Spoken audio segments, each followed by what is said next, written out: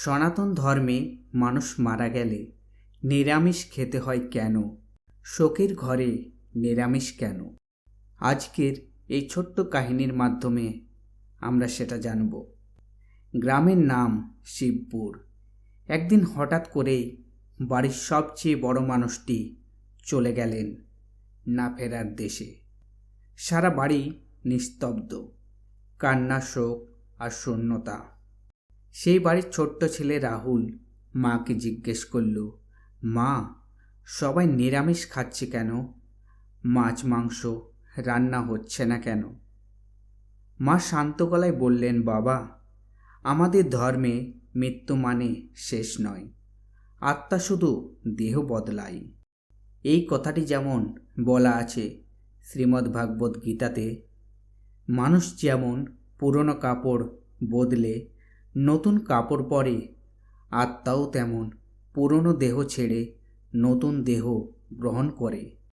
মা আবার বললেন, এই কটা দিন আত্মা পার্থিব জগতের কাছাকাছি থাকে বলে মনে করা হয়। তাই আমরা ঘর, মন, খাবার সব কিছু পবিত্র রাখি। নিরামিষ খাবার সাত্ত্বিক, এটি মনকে শান্ত রাখে। রাহুল আবার জিজ্ঞেস করল, তাহলে মাছ মাংস খেলে কি খারাপ? মা হাসলেন এবং বললেন, খারাপ না বাবা, কিন্তু আমিষ খাবার তামসিক এবং রজসিক স্বভাবের। এটি মনকে চঞ্চল করে, আর শোকের সময় আমাদের মনকে স্থির ও সংযত রাখতে হয়।